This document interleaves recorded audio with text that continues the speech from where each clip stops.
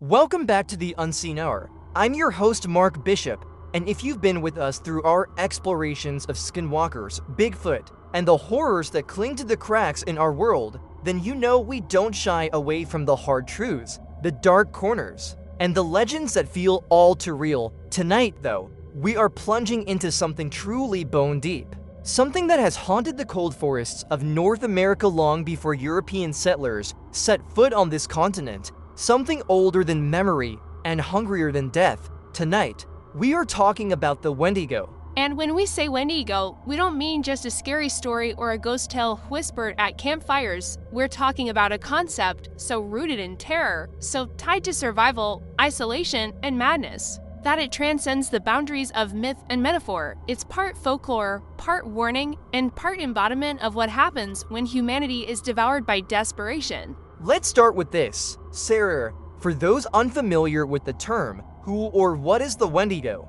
The Wendigo is a creature of Algonquian legend, one of the oldest indigenous oral traditions in North America. Its presence is strongest among the Cree, Ojibwe, Innu, and Saulteaux, though versions of it ripple across tribes. At its heart, the Wendigo is a cautionary figure, a being that was once human but was consumed by insatiable hunger, often brought on by the act of cannibalism. When someone, due to isolation, starvation, or greed, eats human flesh, they may become possessed by the spirit of the Wendigo, transforming into a twisted, monstrous shell that exists solely to feed. So it's not just a monster, it's what a person becomes when they give in to the darkest hunger. Exactly, and that's where the real horror lies. The Wendigo isn't just a beast in the woods, it's the loss of self, the decay of humanity. It's transformation through violation, the taboo of consuming another person's flesh. It's about how some boundaries, once crossed, can never be returned from, and the Wendigo is the embodiment of that irreversible descent.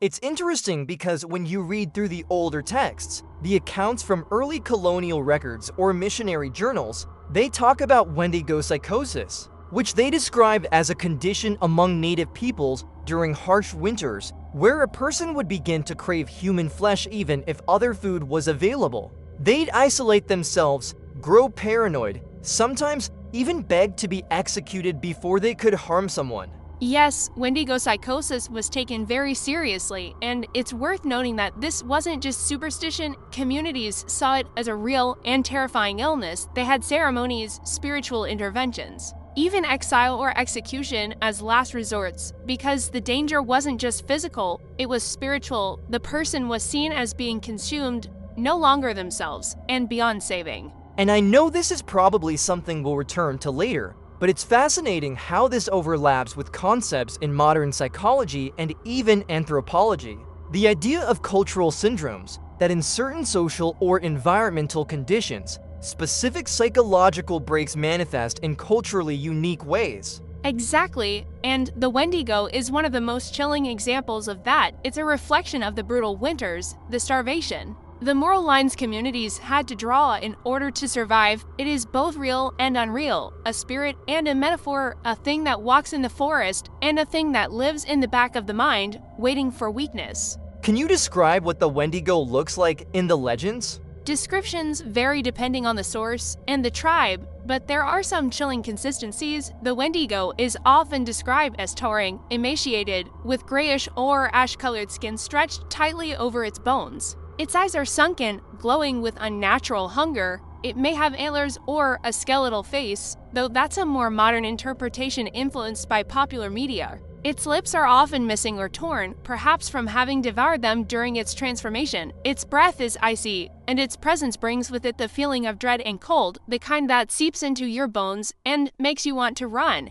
even when you don't know why. I've heard stories that when the Wendigo enters an area, the animals flee, the air goes still, the snow seems to hush beneath your feet. It's like the forest itself knows something unnatural has arrived. Yes, that's a recurring theme. Nature reacts to the Wendigo because it's an aberration. It doesn't belong. Even in the harshest wilds, there is balance. Predators eat, prey flee, but the Wendigo only devours endlessly, greedily. It upsets the natural order. It's hunger personified. And hunger, especially in isolation, is one of the most primal fears. I think that's what gives the Wendigo such staying power. It speaks to the horrors of survival, of desperation, of what we might become when all the layers of civilization are peeled away. It's a mirror in that way. The Wendigo isn't just a monster in the forest, it's a question. What would you do if you were starving, if you were freezing, if you were alone? It dares you to imagine the unimaginable. I want to ask you something kind of personal. Have you ever encountered a place or a person where you felt,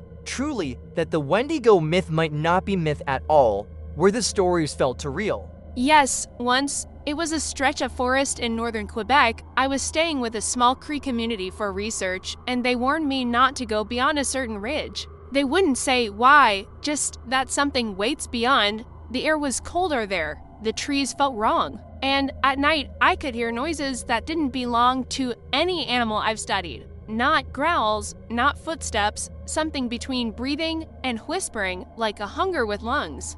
That's the most disturbing phrase I've ever heard, a hunger with lungs, and you know, it captures exactly what the Wendigo is. Not just a predator, but a need that never stops. And that's why we're still telling these stories, because the Wendigo is always behind us, just far enough to stay out of sight, just close enough that you can feel it when the wind dies and your breath fogs too quickly. Tonight we begin our deep dive into the Wendigo, from history to first-hand accounts to the cultural impact it still has today.